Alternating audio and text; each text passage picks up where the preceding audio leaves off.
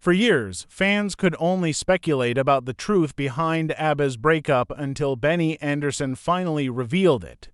He and Frida were once seen as the perfect couple, adored by millions, but their reality behind closed doors was far from perfect. In a rare interview, Benny uncovered what truly led to their split. Was it the pressures of fame, or was there a breaking point? Join us as we expose the awful truth. Benny Andersson confirmed love turned sour back in the 1970s when ABBA was taking over the pop music scene. Benny Andersson and Frida Lyngstad looked like the perfect couple. Their love story unfolded right alongside their rise to fame, much like their bandmates Björn and Agnetha. But behind the glittery outfits and hit songs, things weren't as perfect as they seemed. Trouble was quietly building, and eventually, it would pull them apart. Benny and Frida first met in 1969, long before ABBA was even a thing. At the time, Frida was making a name for herself in Sweden's folk music scene, and Benny, already famous with his band the Hep Stars, Sweden's version of the Beatles, noticed her at a music festival. There was something about her, the fiery red hair and the powerhouse voice, that immediately caught his attention. The spark was instant, and finally, ABBA fans' long-held dream has come true. The band has reunited after 35 years. They weren't just two musicians. They were two dreamers chasing the same big goal. Back in 1975, Frida told a Swedish magazine that meeting Benny just felt right. He understood her love for music in a way no one else ever had. For Benny, it wasn't just about her talent. There was something different about Frida, her independence, her raw energy. She wasn't like anyone he'd worked with before. As ABBA took shape, so did Benny and Frida's relationship. While Björn and Agnetha were more in the spotlight as a couple, Benny and Frida were busy behind the scenes, fine-tuning the music. Benny had a gift for creating melodies, and Frida had a way of pouring pure emotion into every note she sang. Together, they helped shape the sound that would make ABBA legendary. But fame came at a cost. As ABBA exploded in the mid-1970s, the pressure started to take its toll. Benny, a perfectionist, spent endless hours in the studio, obsessing over every detail. His meticulous approach to songwriting didn't always sit well with Frida, who was more spontaneous and led by emotion. The very differences that once made them a great team slowly began to drive them apart. Their struggles weren't just about music. Fame itself became a problem. Benny liked to keep a low profile when he wasn't on stage, while Frida enjoyed the social side of being a celebrity. Friends started noticing the tension between them, especially during ABBA's world tour. Even their creative spark, the thing that once brought them together, began to fade. By 1979, the cracks in their relationship were too big to ignore. Benny buried himself in work, spending long nights in the studio. Meanwhile, rumors started swirling about his growing connection with Monan Turklet, a television worker he had met during an ABBA TV special. Everything fell apart in early 1981. One day, Benny came home and admitted to Frida that he had feelings for Mona. The news hit her hard. Though they tried to keep things professional for ABBA, the heartbreak was too much to ignore. After 9 years together, their relationship was over. In an open interview with Expressen, Benny's hands shook as he struggled to explain what went wrong. Do we have to have that song? Because that was in the previous movie. Couldn't we take this one instead? He said, adding, and we swapped a couple of songs. He insisted they were still friends, but those close to them saw the pain beneath the words. For Frida, it wasn't just about losing a partner. It felt like a betrayal of everything they had built together, both in love and in music. The breakup left a mark on ABBA that couldn't be ignored. They kept making music, but something had changed. The spark wasn't the same. Both couples that once defined the band were now broken, and their songs started to reflect that pain.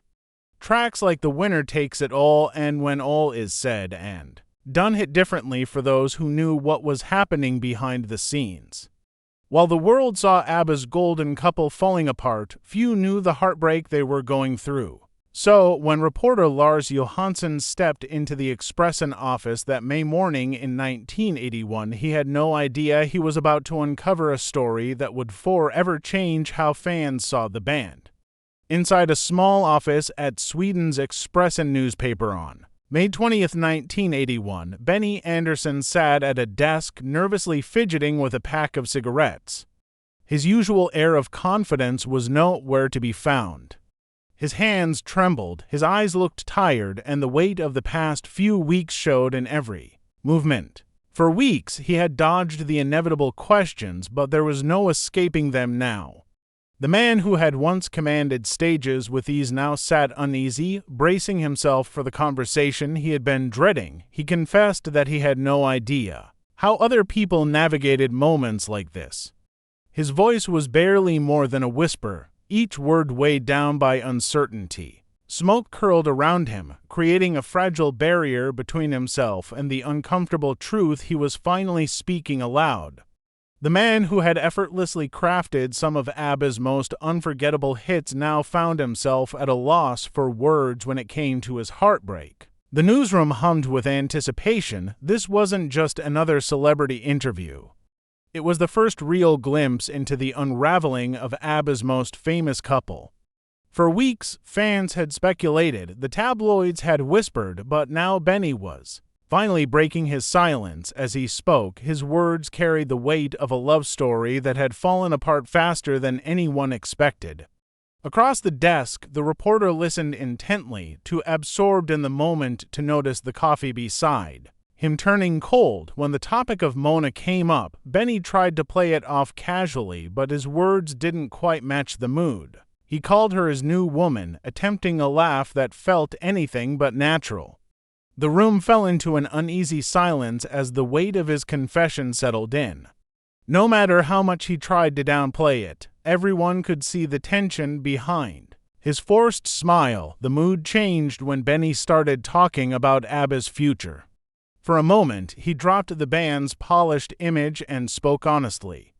He admitted they weren't perfect and that fame had its struggles. With a hint of exhaustion, he joked that he couldn't see himself still dancing around on stage with a beer belly at 45. That same week, Frida sat down for her interview, carrying herself with the quiet strength that had always defined her. She spoke with grace. "Yes, I'm very excited, you know.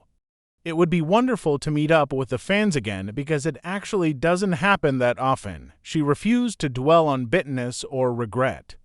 Instead, she admitted that while the breakup had been painful, she had found comfort in someone new, a Swedish businessman whose name she chose to keep private. There was a mix of resilience and vulnerability in her words. She no longer saw marriage as something she needed, but love still mattered. Love, in whatever form it came, was still worth holding on to. The Expressen article was a turning point. For ABBA, it peeled back the polished image, revealing that even music icons faced heartbreak and struggles. The band kept making music for another year and a half, but something had shifted. The spark that once defined them was now tinged with a sadness that even their most upbeat songs couldn't mask. Behind ABBA's dazzling success was a story most people never heard, one that defined one of its brightest stars. How did a young girl, once treated as an outsider in her own country, rise to become one of pop music's most beloved voices? In the final months of 1945, as the world celebrated the end of World War II, a baby girl entered the world in a quiet Norwegian town. Her name was Frida Lyngstad, but years later, the world would simply know her as Frida. Instead of being greeted with warmth and celebration, her birth carried a shadow.